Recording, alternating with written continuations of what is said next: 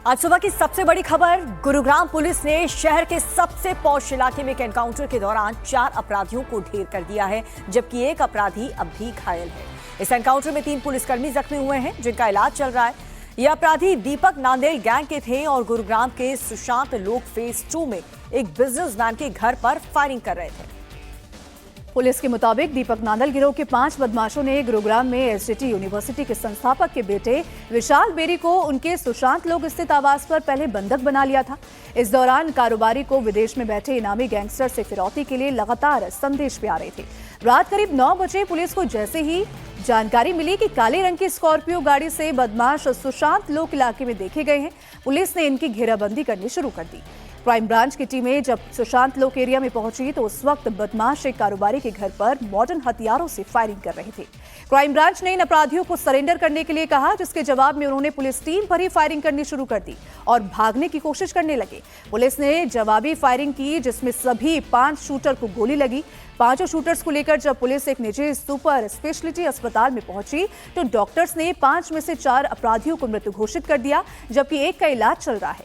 इस मुठभेड़ के दौरान गुरुग्राम पुलिस के 3 पुलिसकर्मी भी गोली लगने से घायल हुए हैं।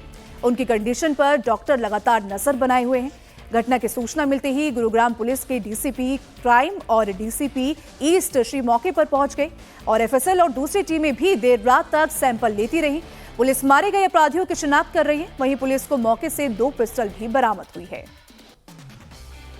अब गुरुग्राम एनकाउंटर में बड़ा अपडेट यह है कि पुलिस ने शूटर्स के कब्जे से 5 पिस्तल बरामद की हैं। 5 में से 3 विदेशी हैं और पुलिस को बड़ी संख्या में जिंदा कारतूस भी मिले हैं, यानी कि जो इन बदमाशों के पास हथियार थे वो अत्याधुनिक थे। हमको कंट्रोल रूम के माध्यम से क्राइम यूनिट्स को सूचना मिली कि एक ब्लैक स्कॉर्पियो के अंदर कुछ हथियारबंद बदमाश घूम रहे हैं, जिस पर इस संबंध में क्राइम टीमों द्वारा सर्च की गई। इसी दौरान सुशांत लोक फेज 2 एरिया के अंदर एक नामी जो व्यवसायी था अपना, तो उसको विदेश में बैठे गैंगस्टर से काफ़ी समय से धमकियाँ मिल रही थी और फिरौती की कॉल्स की जा रही थी। तो उसके घर पे घुस के इन बदमाशों द्वारा अपना फायरिंग करनी शुरू कर दी और अत्याधुनिक हथियारों से उसके फायरिंग की, जिसको पुलिस को सूचना मिलने पर पुलिस इनको पहुंची मौके पर और उनको कन्फ्रंट किया और उनको आत्मसमर्पण करने के लिए कहा गया बदमाशों को। लेकिन उनके द्वारा पुलिस को ऊपर फायरिंग की और पुलिस ने आत्मरक्षा के अंदर वहाँ पर उनके ऊपर फायरिंग की और फायरिंग के अंदर जो 5 शूटर्स थे, जो सभी स्कॉर्पियो के अंदर थे, वो 5 के 5 घायल हो गए। घायल होने के बाद उनको हॉस्पिटल में एडमिट करवाया गया, जिनमें से 4 को डॉक्टर ने डेथ डिक्लेयर कर दिया है और एक का इलाज चल रहा है। इस कार्रवाई के दौरान हमारे 3 पुलिस कर्मचारी भी घायल हुए हैं, जिनका भी इलाज वहाँ पर। वहीं गुरुग्राम एनकाउंटर में एक और बड़ा अपडेट सामने आया है। पुलिस सूत्रों के मुताबिक शूटर जिस काले रंग की स्कॉर्पियो कार में सवार होकर आए थे, वो कार शूटर्स ने रेंट पर ली थी। जिस शूटर ने स्कॉर्पियो रेंट पर ली थी वो भी एनकाउंटर में ढेर हो गया है। जहां पर यह एनकाउंटर हुआ वहां गोली के दर्जनों खोखे भी पड़े हुए मिले हैं, जिससे ये पता लगता है कि दोनों तरफ से जमकर गोलियां चली हैं। जिस कार में ये शूटर सवार होकर आए थे उस कार को फॉरेंसिक जांच के लिए भी अब भेज दिया गया है।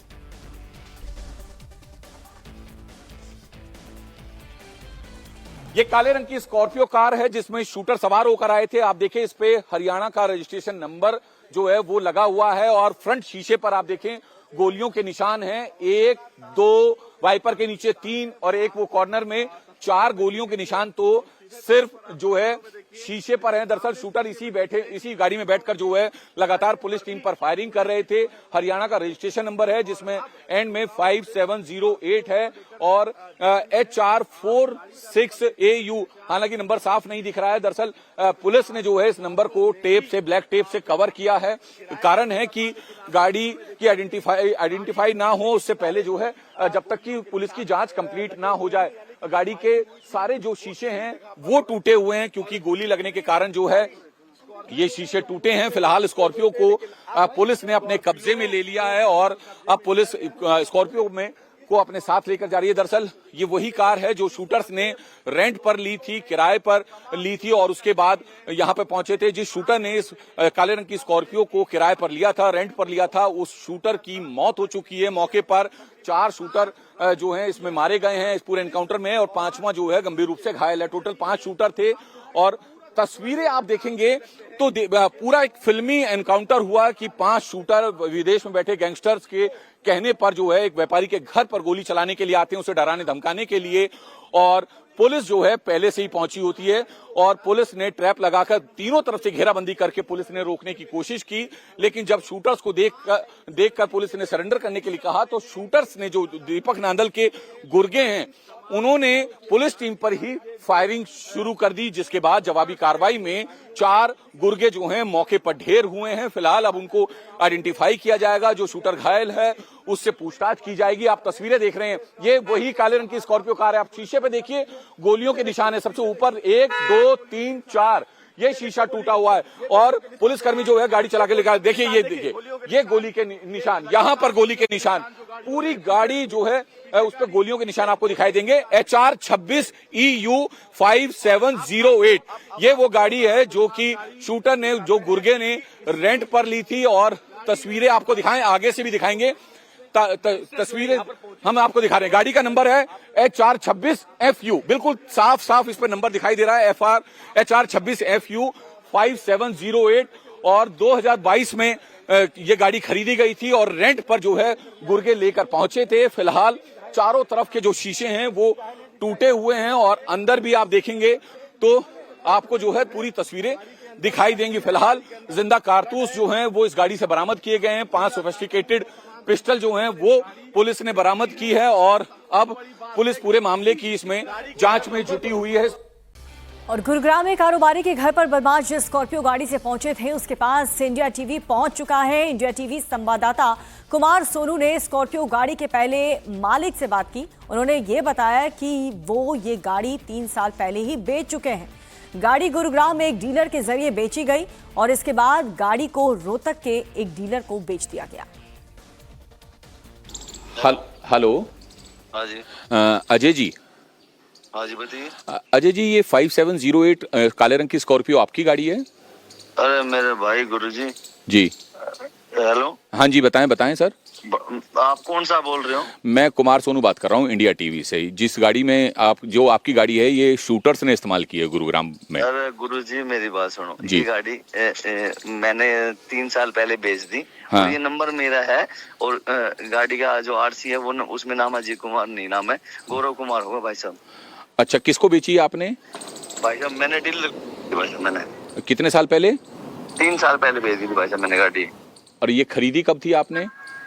ये भाई मैंने इतना तो मुझे इसका होल्ड करो, मेरे पास ही चेक कर दो। रात को मेरे पास स्ट्रीम आई थी, मैंने बता दिया तुमको, होल्ड करो। हाँ। मैंने और गाड़ी का नंबर ये भी नहीं था, गाड़ी का नंबर पहले HR 26 EXW26 है स्कॉर्पियो। अभी ये 19/10/2022 में खरीदी थी भाई साहब मैंने। ओके, और कहाँ गुरुग्राम में बेची थी फिर आपने ये गाड़ी? नहीं, ये गुरुग्राम में एक डीलर है उसको बेची थी मैंने गाड़ी। ओके, और डीलर का नंबर मिल जाएगा? वो डीलर का नंबर मिल जाएगा, लेकिन क्या नाम है वो डीलर ने भी कई रोहतक एक डीलर को उधर वहां बेची थी उसने भी। कल रात को वो उसको बुलाया था CIA टीम ने उसको। ओके, हाँ, क्योंकि ये रोहतक का ही जो है इसमें एड्रेस है। मैं बताऊं आपको भाई साहब, इसमें क्या है कि हमें तो आपको चीज बेचते हो तो आपको डीलर को देते हो, वो किसको दे रहा नहीं दे रहा उसको मतलब थोड़ी है। मतलब ये है कि ये कंफर्म करना चाह रहे कि इससे कोई बदमाश का एजेंट तो नहीं है। मेरे को पता है कि क्यों हमारा कोई लेना देना नहीं भाई साहब इस चीज में। और चलिए सीधा ग्राउंड जीरो का रुख करते हैं। हमारे सहयोगी लगातार सुबह से ही मौके पर मौजूद हैं, कुमार सोनू। कुमार सोनू, ये बहुत ऐसे गैंग के शूटर्स थे जिन्होंने कई हाई प्रोफाइल लोगों को पहले भी रंगदारी के लिए धमकाया था, उन पर हमले किए थे, उन्हें डराया था। ऐसे में इन शूटर्स का खात्मा एक बहुत बड़ी सफलता गुरुग्राम पुलिस के लिए। देखिए बिल्कुल मैं आपको बताऊं कि हमेशा हमने देखा है कि जो एनकाउंटर है वो होता तो है, लेकिन हमेशा पैर पे गोली लगी होती है। लेकिन ये एक ऐसा रियल और फिल्मी स्टाइल वाला एनकाउंटर था जो बहुत लंबे टाइम बाद देखने को मिला है। दरअसल ये गुरुग्राम का वो सुशांत लोक है जो बेहद पॉश माना जाता है। जो यहाँ पर घर लोग रहते भी हैं वो करोड़पति नहीं, वो अरबपति हैं। और आप देखें ये दरअसल वो मकान है जिसके बाहर ये ग्रीन कलर की शेड लगी हुई है। दरअसल ये उस व्यापारी का मकान है। उस व्यापारी के मकान की तस्वीरें भी मैं आपको दिखाऊं तो आप देखेंगे जो फर्स्ट फ्लोर पर सीढ़ी आपको दिखाई देगी, उसके पास जो ग्लास लगा है विंडो में उस पर गोली के निशान हैं। दरअसल जब शूटर यहां पहुंचे तो उन्होंने ताबड़तोड़ गोलियां चलाई ताकि व्यापारी को डराया धमकाया जा सके और उससे जो रंगदारी मांगी जा रही है वो उस एक्सटॉर्शन का पैसा दीपक नांदल को जो विदेश में बैठा हुआ है उसे दे सके। लेकिन इससे पहले कि वो गोलियां चलाकर फरार होते, दोनों तरफ से जो है पुलिस ने ट्रैप लगाया और घेराबंदी की शूटर्स की। उसके बाद एक अनाउंसमेंट की गई सरेंडर करने के लिए, लेकिन जैसे ही शूटर्स ने देखा कि उन्हें आगे और पीछे दोनों तरफ से जो है पुलिस ने घेर लिया है, नाकेबंदी कर दी है गाड़ियां अपनी अड़ाकर, तो उसके बाद शूटर्स ने पुलिस की टीम पर फायरिंग की। फायरिंग करते हुए जब शूटर भागने की कोशिश कर रहे थे तो उस दौरान पुलिस ने जवाबी कार्रवाई की। जवाबी कार्रवाई में जो है 4 शूटर, 5 में से 4 शूटर जो हैं मौके पर ढेर हुए हैं और 5वां शूटर जो है उसका वो इस वक्त ऑपरेशन थिएटर में एडमिट है और उसका इलाज चल रहा है। हालांकि उसकी स्थिति गंभीर है, लेकिन इस पूरे शूटआउट में 3 पुलिसकर्मी भी घायल हुए हैं। आपको बता दें ये पूरा मामला जो है वो गैंगस्टर दीपक नांदल से जुड़ा हुआ है जो कि विदेश में बैठकर पूरा एक्सटॉर्शन का, रंगदारी का एक गोरख धंधा चलाता है और उसने व्यापारी को लगातार धमकी दे रहा था, धमकी भरे फोन कर रहा था, धमकी भरे ऑडियो मैसेज उसने भेजे हुए थे एक्सटॉर्शन के लिए। लेकिन जब व्यापारी ने पैसे देने से मना किया तो दीपक नांदल ने अपने गुर्गों को भेजा और गुर्गे भेजकर उसने जो है व्यापारी के घर पर गोली चलाई। आमतौर पर जितने भी बड़े गैंगस्टर्स हैं वो इसी मॉडस ऑपरेंडी के तहत काम करते हैं, क्योंकि जब घर पर गोलियां चलेंगी तो जाहिर सी बात है जो आम व्यापारी है वो डरेगा तो वो पैसा देगा। इसको लग रहा था दीपक नांदल को ऐसा, लेकिन दीपक नांदल को यह नहीं पता था कि व्यापारी ने इस पूरे मामले की जानकारी पहले ही पुलिस को दे दी है। पुलिस ने इस पूरे मामले की शिकायत कर दी है, जिसके बाद पुलिस जो है यहाँ पर दिखाई है उससे लोगों का लॉ एंड ऑर्डर पर भरोसा और भी ज्यादा बढ़ चुका है। क्योंकि बीते कई दिनों से हमने देखा गुरुग्राम पुलिस जिस तरह से एक्शन ले रही थी, लगातार तमाम उन शूटर्स का, उन गैंगस्टर्स के लोगों का एनकाउंटर कर रही थी। बहुत बहुत शुक्रिया आपका इस जानकारी के लिए। और अब खबर दिल्ली के मधु विहार इलाके से, जहां अंधाधुंध फायरिंग की घटना सामने आई है। गुरुवार शाम 5 कारों से आए बदमाशों ने 10 से 15 राउंड फायरिंग की और इस दौरान गोली लगने से एक महिला घायल हो गई, जिसे अस्पताल में भर्ती कराया गया। बताया जा रहा है कि बैंकेट हॉल पर कब्जा करने के लिए बदमाशों ने फायरिंग की और इससे पहले इन बदमाशों ने बैंकेट हॉल पर ताला लगा दिया था, लेकिन तब बातचीत के बाद मामला शांत हो गया था। लेकिन देखिए देर शाम फिर से बदमाश अचानक से वहां पर पहुंचते हैं, फायरिंग करते हैं, फरार हो जाते हैं। फायरिंग की घटना से इलाके में दहशत फैल गई और घटना की सूचना पर पुलिस की टीम मौके पर पहुंची और आरोपियों की तलाश शुरू की। पीड़ितों का कहना यह है कि जिस वक्त ये घटना हुई उस समय मौके पर पुलिस भी मौजूद थी, लेकिन किसी ने भी कोई एक्शन नहीं लिया। दिल्ली के मधु विहार इलाके में एक बैंकेट हॉल पे गोलियां चली है, जिसके बाद एक महिला को गोली लगी है, जिसे अस्पताल में भर्ती कराया गया है। हमारे साथ चश्मदीद हैं जो कि उस वक्त घटनास्थल पर ही मौजूद थी। आपने क्या देखा और कौन लोग थे जिन लोगों ने गोलियां चलाई? वो उनका नाम सरफराज था। वो बहुत सारे लोग थे, कई गाड़ियाँ थी। वो आए, उन्होंने बैंकेट में ताला लगा के गए थे आधा घंटा पहले। फिर हमने उनको कहा कि ताला खोलो, तो वो आए गाड़ियाँ लेके और उन्होंने फिर हमसे गोली चलाई हमारे ऊपर। हम वहीं पे खड़े थे तो हमारी नंद जो मौजूद थी हमारे पास में, हम 3 लोग खड़े थे, 4 लोग, तो उनके यहाँ पे टांग में गोली लग गई और हम वहाँ पे खड़े रहे। तो हमें गालियाँ देके उन्होंने भगाया कि आप जा रहे हो, नहीं जा रहे हो यहाँ से, और हम ऐसे कर देंगे, ऐसे। बहुत बदतमीजी करी उन्होंने हमारे साथ। गोलियां 10-15 चली हैं वीडियो में आपको शो और कर दूंगी। वो सुबह से यहीं पे थे। पहले तो वो अपने मतलब कागज दिखा रहे थे कि ये हमने ले लिया, हमने कर लिया, लेकिन जब हमने दिखाए ना अपने, तो हमारे वो कहने लगे कि अब हमें ऐसे नहीं मिलेगा तो हम धोखाधड़ी से लेंगे। वो ताला लगा कर चले गए और जैसे आए तो फिर उन्होंने गोली मारी और हमारी सास के पैर में भी लग गई। कितने लोग थे वो लोग? वो 5 गाड़ी थी जी। कौन लोग हैं? कितने लोगों को आप लोग पहचान पाए? सारे लोग वही थे जो दिन में यहाँ पे थे, वही लोग थे। दिन में क्या हुआ था यहाँ पर? दिन में वो हुआ था, वो कह रहे थे इसे खाली करो, खाली करो। तो क्योंकि हम इसके 12 साल से मालिक हैं, वो अब कह रहे कि अब हम इसके मालिक हैं। अब खबर ईरान से, जहां पर पूर्व supreme leader ayatollah Ali Khamenei को उनके गृहनगर मशहद में इमाम रजा की दरगाह में सुपुर्दे खाक किया गया। अपने सर्वोच्च नेता को विदाई देने के लिए लाखों की तादाद में भीड़ मशहद की सड़क पर उमड़ पड़ी। आयतुल्ला अली खामेनी के नमाजे जनाजे में उनके बेटे मुस्तफ़ा खामेनी ने दुआ मांगी। अंतिम विदाई के मौके पर आयतुल्ला अली खामेनी के बेटे और ईरान के नए supreme leader ayatollah Mustafa Khamenei मौजूद नहीं रहे। खामेनी के पार्थिव शरीर को एक ट्रक में रख करके मशहद की भीड़ भाड़ वाली सड़क से इमाम रजा की दरगाह तक ले जाया गया। और इस दौरान हजारों लोग रो रहे थे, कुछ लोग गुस्से में थे और वो अमेरिका और इजराइल से बदला लेने की मांग भी कर रहे थे। अंतिम संस्कार के जुलूस के दौरान ट्रंप का एक बड़ा पुतला भी जलाया गया और लोगों का गुस्सा इस दौरान साफ नजर आया।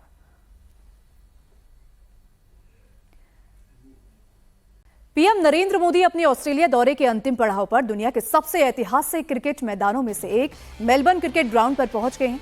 उनके साथ प्रधानमंत्री एंथनी अल्बनीज और ऑस्ट्रेलियाई क्रिकेट टीम के पूर्व दिग्गज कप्तान स्टीव वॉ भी मौजूद रहे। इस दौरान दोनों देशों के बीच खेल सहयोग को बढ़ाने के लिए एक बेहद ऐतिहासिक फैसला लिया गया, जिसमें इस साल दिसंबर में ऑस्ट्रेलिया की मशहूर T20 league big bash league का शुरुआती मैच चेन्नई में आयोजित किया जाएगा। और ये इतिहास में पहली बार होगा जब कोई विदेशी क्रिकेट लीग भारत की धरती पर अपना मैच खेलेगी। यह आयोजन दिसंबर में पूरा भारत में आयोजित होने वाले सप्ताह भर के जी-डे नमस्ते उत्सव का मुख्य आकर्षण होगा, जिसमें ऑस्ट्रेलियाई संस्कृति, व्यवसाय, खेल की झलक साफ साफ देखने को मिलेगी। और इस दौरान प्रधानमंत्री मोदी ने भारत के खेलो इंडिया कैंपेन का भी जिक्र किया है। पीएम मोदी ने कहा कि भारत 2036 में ओलंपिक की मेजबानी की तैयारी कर रहा है। चैंपियन बनने के लिए टैलेंट, टेम्परामेंट और टेनेसिटी तीनों की आवश्यकता होती है। फ्रेंड्स, स्पोर्ट्स भारत और ऑस्ट्रेलिया के संबंधों की एक मजबूत कड़ी है।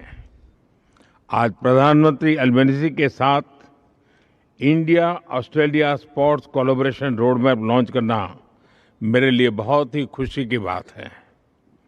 इसके तहत हम क्रिकेट के साथ अन्य खेलों में भी सहयोग मजबूत करेंगे। Sports training, sports science and technology के साथ मिलकर के हम आगे बढ़ेंगे। ऑन फील्ड के साथ साथ ऑफ फील्ड पार्टनरशिप भी मजबूत करेंगे।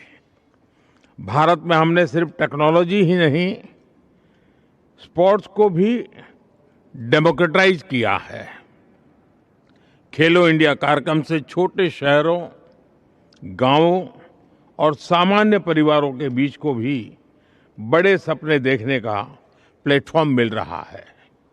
आज भारत में स्पोर्टिंग टैलेंट कुछ बड़े शहरों तक सीमित नहीं है। यह देश के हर कोने से, हर बैकग्राउंड से उभर रहा है। 2030 में भारत कॉमनवेल्थ गेम्स की मेजबानी करने जा रहा है और जैसा मेरे मित्र ने बताया, हम 2036 में ओलंपिक्स भारत में आयोजित करने का भी प्रयास कर रहे हैं। 2032 में ब्रिस्बेन ओलंपिक्स होस्ट करेगा। इन ग्लोबल इवेंट्स को आयोजित करने के लिए मेगा स्केल पर स्पोर्ट्स इंफ्रास्ट्रक्चर तैयार किया जाएगा। राम मंदिर चढ़ावा चोरी की जांच अयोध्या पुलिस ने अब और तेज कर दी है। अयोध्या पुलिस की रडार पर एसबीआई बैंक के कर्मचारी हैं। पुलिस ने बैंक के कुछ कर्मचारी को नोटिस भी भेज दिया है। पुलिस इनसे जल्द ही पूछताछ भी कर सकती है और इसके साथ ही पूर्व ट्रस्टी अनिल मिश्रा से भी पूछताछ हो सकती है। वही चढ़ावा चोरी के 3 आरोपी अनुकल्प लवकुश और करुणेश की रिमांड खत्म हो गई है। रिमांड खत्म होने के बाद तीनों आरोपी फिर अयोध्या जेल पहुंच गए हैं। 40 घंटे के रिमांड के दौरान आरोपियों के ठिकानों से पुलिस ने भारी मात्रा में कैश, सोने के जेवर, एक कार और कुछ अहम पेपर्स भी बरामद किए हैं। इसके साथ ही आरोपियों ने पुलिस पूछताछ के दौरान बताया कि आखिर ये लोग कैसे चढ़ावे की चोरी करते थे। आरोपियों ने पुलिस को बताया कि ये लोग नोटों की गिनती से पहले ही नोटों की चोरी कर देते थे।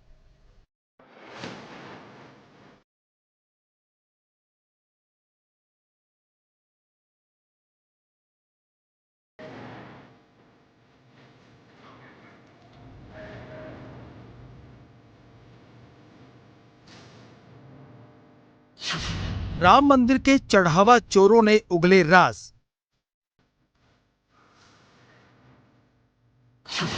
अयोध्या पुलिस को मिली चढ़ावा चोरों की मनी ट्रेल।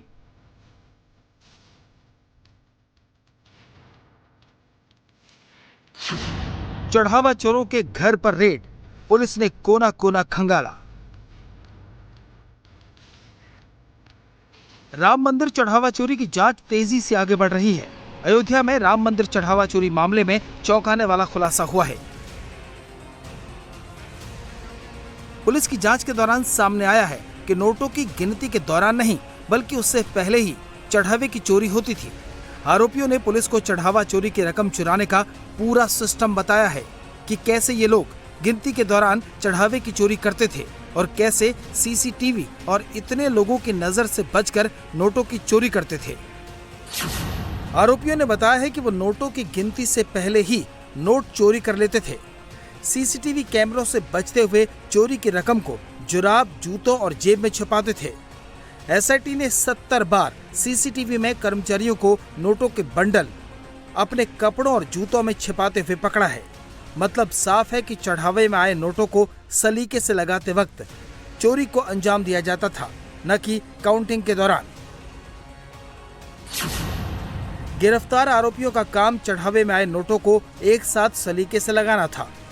ये लोग 10, 20, 50, 100, 200, 500 के नोट अलग अलग करते थे।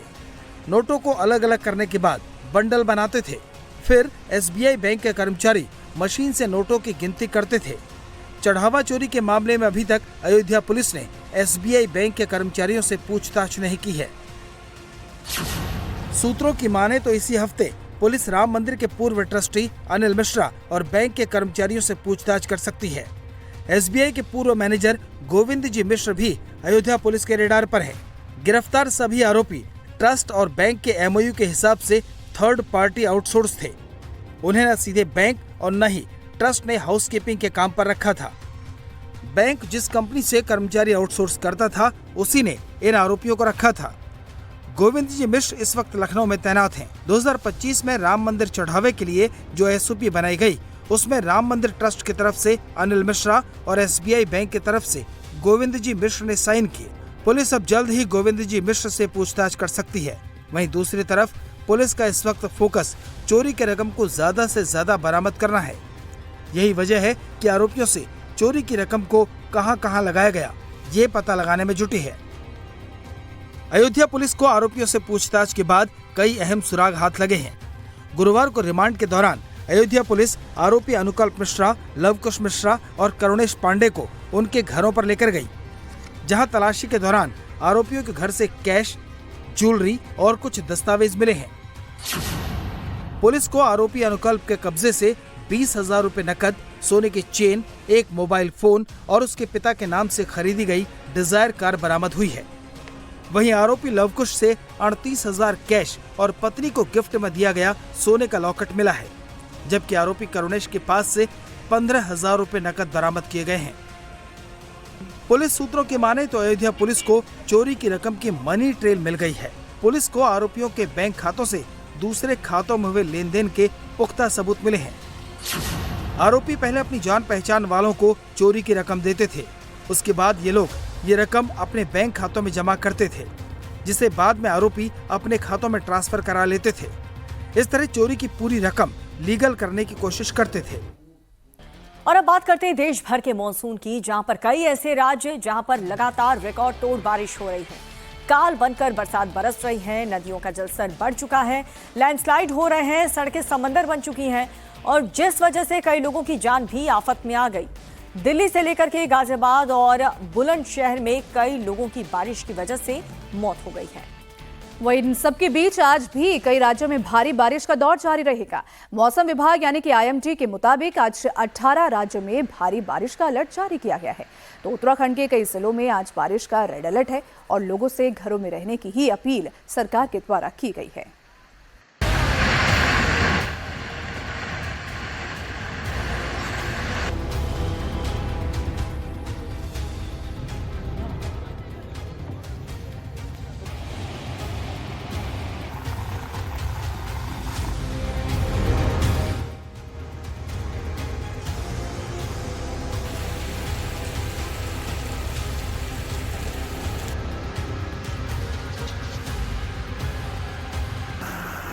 उत्तर से दक्षिण और पूरब से पश्चिम तक मॉनसून ने तबाही मचाई हुई है। शहर शहर में पानी भरा हुआ है। खेत खलिहान सब पानी में डूबे हुए हैं। सड़कें दरिया बन गई हैं।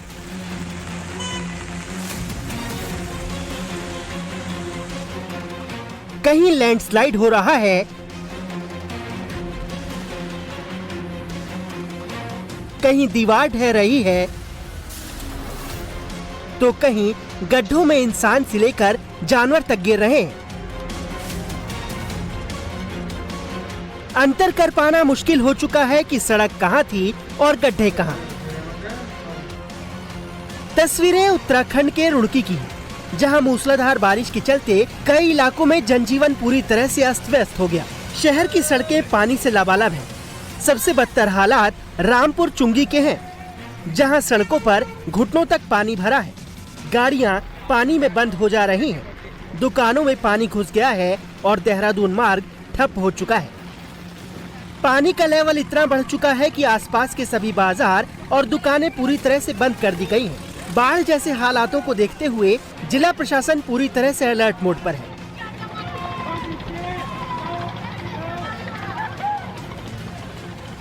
हरिद्वार में भी लगातार हो रही बारिश से जगह जगह पानी भरा है। भूपत वाला क्षेत्र में भारी बारिश की वजह से पहाड़ों से मलबा आ गया। ऐसे में प्रशासन ने येलो अलर्ट जारी कर सभी स्कूल, कॉलेज और आंगनबाड़ी में छुट्टी कर दी।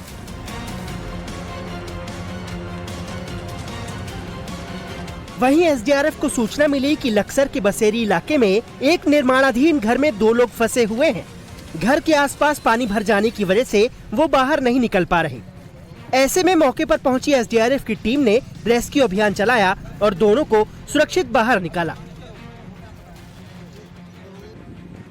उधर उत्तराखंड के रुद्रप्रयाग में भारी बारिश और आसमानी आफत से हालात विकट बने हुए हैं। अलकनंदा नदी का जलस्तर उफान पर है। नदी का जलस्तर बढ़ने के चलते घाट डूबे हुए हैं। मंदिर डूब गया है। शिव जी की ऊंची प्रतिमा डूब गई है। उत्तरकाशी में भी लैंडस्लाइड के बाद गंगोत्री और यमुनोत्री हाईवे बंद हो गए, जिससे चारधाम यात्रा भी प्रभावित हुई है। हालांकि रास्ता खोलने की कोशिशें जारी हैं। पहाड़ी राज्यों के साथ साथ मैदानी राज्यों में भी बारिश कहर बरपा रही है। महाराष्ट्र के नांदेड़ लातूर हाईवे पर बड़ा हादसा हुआ। हाईवे पर बने फ्लाईओवर की दीवार अचानक से ढह गई। तस्वीरों में आप देख सकते हैं कि लोग आ जा रहे हैं। अचानक से दीवार ढहती है और मलबे की चपेट में एक बाइक वाला आ जाता है। धूल का गुबार उठता है और वहां खड़ी बाइक्स के साथ साथ कुछ सेकंड के लिए सब कुछ दिखाई देना बंद हो जाता है। वहीं घटना की जानकारी मिलते ही प्रशासन मौके पर पहुंचा और मरम्मत का कार्य शुरू किया गया। घटना में किसी के हताहत होने की खबर नहीं है। सोशल मीडिया पर वायरल हो रही इस वीडियो को देखिए। सड़क पर लबालब भरे पानी के बीच साइकिल सवार आराम से जा रहा था, लेकिन तभी वो गड्ढे में गिर गया। हालांकि गनीमत रही कि उसे ज्यादा चोट नहीं आई। यही हाल दूसरे साइकिल सवार का भी हुआ। वो भी सड़क पर भरे पानी के बीच गड्ढे में जा गिरा, लेकिन वक्त रहते वो संभल गया और बच गया। गुरुग्राम में खुले नाले मौत को दावत दे रहे हैं। आपको नगर निगम की लापरवाही की एक और तस्वीर दिखाते हैं, जहां हीरो होंडा चौक के पास एक बाइक सवार खुले नाले में जा गिरा। गनीमत रही कि वहां मौजूद लोगों ने इस घटना को देख लिया और तुरंत हरकत में आए, जिसके बाद किसी तरह युवक और बाइक को नाले से बाहर निकाला गया।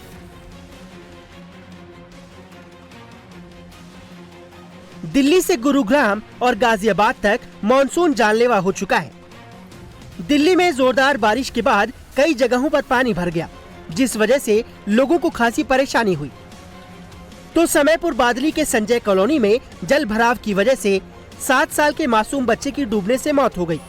जानकारी के मुताबिक बच्चा खुले में शौच के लिए गया था और वहीं खाली पड़े प्लॉट में वो गिर गया।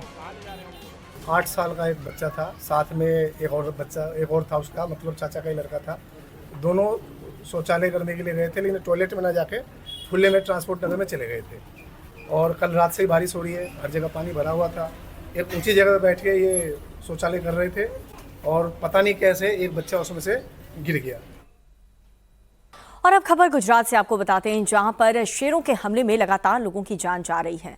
अमरेली के लिलिया में एक और युवक की शेर के हमले से मौत हो गई। बीते 2 महीने में 5वीं मौत है। वहीं इस साल अब तक 9 लोगों की जान जा चुकी है। बीते कई दिनों से पालीताना इलाके में एक शेरनी ने एक शख्स पर हमला किया था। हालांकि युवक की जान नहीं गई, गंभीर हालत में उसे भर्ती करवाया गया था। एक अनुमान के मुताबिक शेरों की आबादी इस वक्त गिर के शहरों की संख्या 1000 से ज्यादा हो चुकी है, जिनमें से तकरीबन 40% ही रिजर्व फॉरेस्ट में है। बाकी के 60% आबादी वाले इलाकों में जा चुके हैं, जिस वजह से लोगों पर शेरों के हमलों के मामले बढ़ते जा रहे हैं। गुजरात सरकार के वन और पर्यावरण मंत्री अर्जुन भाई मोडयार में मुताबिक मामले को लेकर के ऑपरेशन चलाया जा रहा है। नॉर्मली लायन कभी मनुष्य पर हमला नहीं करते और आज भी गिर एरिया में ये घटना नहीं घटती है। लेकिन अभी 3-4 मामले सामने आए हैं, उसमें एक मामले को छोड़कर ये अनप्रोवोक किसी पर भी उन्होंने हमला नहीं किया है। और एक जो घटना घटी जिसमें एक बच्चे को उठा के ले गया, उसकी हम जांच कर रहे हैं कि ये बिहेवियर एक लायन में क्यों आई। जो घटना आज के दिन में घटी है लिलिया ब्लॉक में, उसमें 3 युवा हैं। वो इलीगल तौर पर वो शाम को वो लायन देखने के लिए लायन इलीगली तौर पर गए थे और माना जा रहा है कि उन्होंने लायन जो मैटिंग में थे उनको प्रोवोक किया और हमला कर दिया और एक व्यक्ति की जान गई है। उसकी हम जांच कर रहे हैं अगले दिनों में और जांच करके जो उचित कदम उठाना चाहिए उठाएंगे। यूपी के कन्नौज में पुलिस ने मुठभेड़ में गौकश को गिरफ्तार कर लिया है। गौकशी की जानकारी मिलने के बाद पुलिस टीम ने छापेमारी की थी। पुलिस के रोकने पर गौकश शाहिद ने पुलिस टीम पर ही फायरिंग शुरू कर दी और पुलिस की जवाबी कार्रवाई में गौकश के पैर में गोली लगी। पुलिस ने आरोपी को अस्पताल में भर्ती करवा दिया है। पुलिस की टीम ने गौकश शाहिद के दोस्त को रात में ही गिरफ्तार कर लिया था। हालांकि पुलिस की छापेमारी में कई गौकश फरार बताए जा रहे हैं। पुलिस के मुताबिक जल्द ही गौकशों को गिरफ्तार भी कर लिया जाएगा। पश्चिम बंगाल की सियासत में ममता बनर्जी को एक बार फिर से बड़ा झटका लगा है। टीएमसी से इस्तीफा दे करके बीजेपी का दामन थामने वाले तीनों पूर्व राज्यसभा सांसदों को बीजेपी ने एक ही दिन के अंदर एक बड़ा इनाम दिया है। पार्टी में शामिल होते ही बीजेपी ने सुखेंदु शेखर राय, सुष्मिता देव और प्रकाश चेक को बंगाल की 3 खाली हुई राज्यसभा सीटों के लिए अपना उम्मीदवार घोषित कर दिया। इन तीनों नेताओं ने बंगाल चुनाव में टीएमसी की हार और ममता बनर्जी से नाराजगी के चलते राज्यसभा और पार्टी के सभी पदों से इस्तीफा दे दिया था। गुरुवार को तीनों नेताओं ने पश्चिम बंगाल बीजेपी प्रदेश अध्यक्ष शमिक भट्टाचार्य की मौजूदगी में औपचारिक रूप से बीजेपी की सदस्यता ग्रहण की और इसके महज कुछ ही घंटों के अंदर बीजेपी आलाकमान ने तीनों नेताओं के नाम पर अपनी मोहर लगाते हुए उन्हें सीधा राज्यसभा उपचुनाव के मैदान में उतार दिया। बिहार में बुर्का पहनने पर किसकी हो गई पिटाई, नशे में धुत मिला दरोगा, डीआईजी ने क्या एक्शन लिया। पुलिस ने बैरिकेड लगाई तो महिला ने गुस्से में स्कूटी उड़ाई। नॉन स्टॉप अंदाज में देखिए सुपर एक्शन से भरपूर खबरें। बुर्का पहने युवक की दनादन पिटाई हो रही है।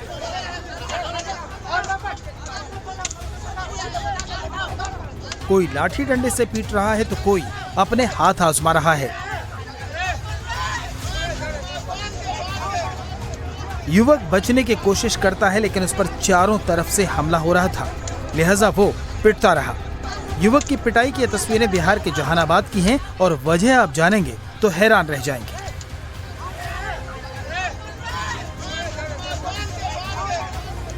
लोग इसलिए गुस्से में हैं क्योंकि ये युवक बुर्का पहनकर फिदा हुसैन मोहल्ले में घूम रहा था।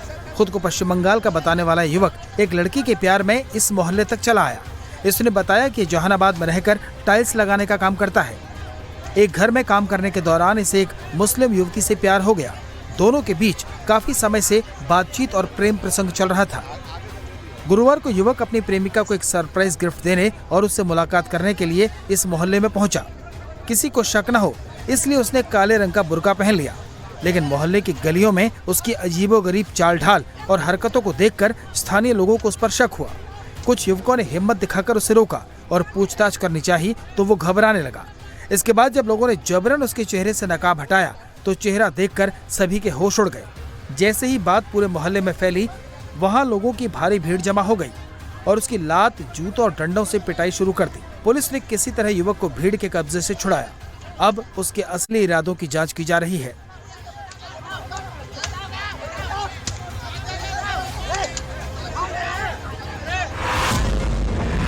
पहले महिला स्कूटी के आगे सड़क पर लेट गई, फिर पुलिस कर्मियों से बहस की और फिर भी जब बात नहीं बनी तो महिला भागती हुई अपनी कार में बैठी और बैरिकेड को टक्कर मारती हुई भाग निकली।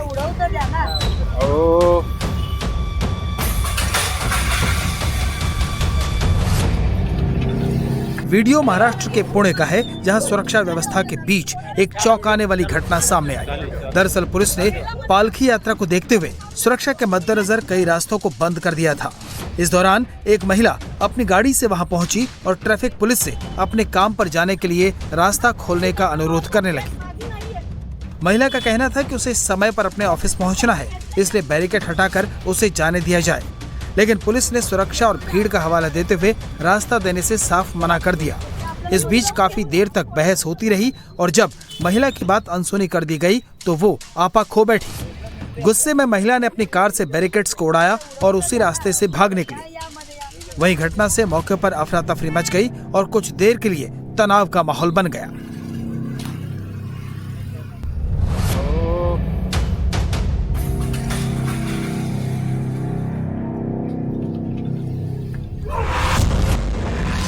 तेरा नाका ही तुम कितनी तरह तेरा नाका ही टोकी गई है तेन भी नहीं पता कादी चैकिंग तेरी रात तो बाद दिन भी लंघ गया ना सारा। तू हूँ शराब पी के पे कितों आया तू?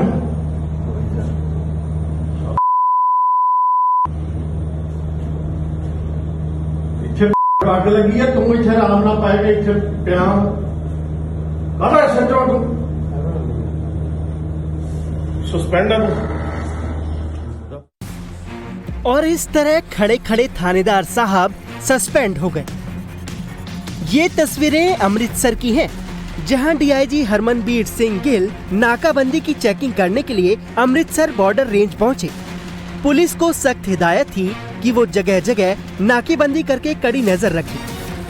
लेकिन जब डीआईजी हरमनबीर सिंह राजा सांसी पहुंचे तो वहां एसएचओ गायब थे। डीआईजी ने फौरन थाने में छापा मारा तो वो हैरान रह गए। थानेदार शराब के नशे में धुत थे, वर्दी भी नहीं थी और उन्हें इसका अंजाम भुगतना पड़ा। तेरा नाका ही तुम कितनी तरह तेरा नाका ही टोकी गई है तेन भी नहीं पता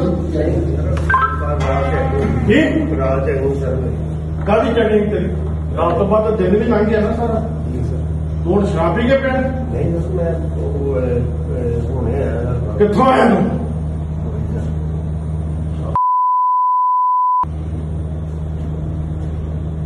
इतने अग लगी है, तू इतने आराम ना पाएगा, इतने प्या सचो तू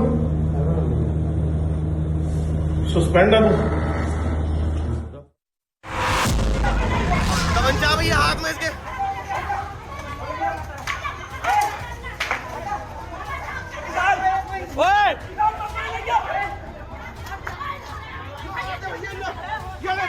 तमंचा भैया जेब में इसकी। एक शख्स के हाथ में तमंचा है, बाकियों के हाथ में लाठी डंडे हैं। दो शख्स जमीन पर पड़े हैं और दे दनादन लाठियां चलाई जा रही हैं। तमंचा भैया जेब में इसकी। तमंचा भैया हाथ में इसके।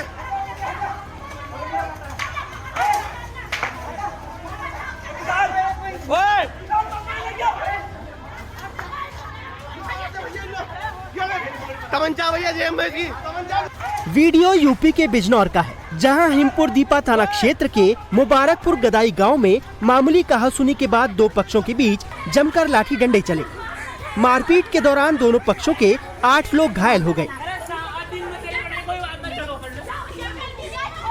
वहीं तमंचा दिखाकर डराने की भी बात सामने आई।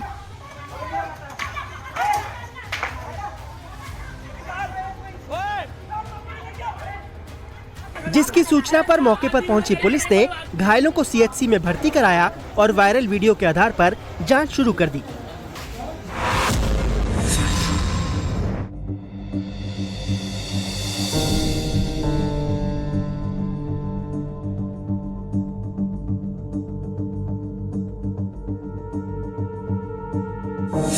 लाल टी शर्ट पहना शख्स सोफे पर बैठे युवक के पास गया, उससे कुछ बात की और जैसे ही वो अंदर गया तो सोफे पर बैठा युवक खड़ा हुआ, आसपास मुआयना किया, रेस्टोरेंट के काउंटर के पास गया और उसमें से रुपए निकालकर तेजी से भाग निकला।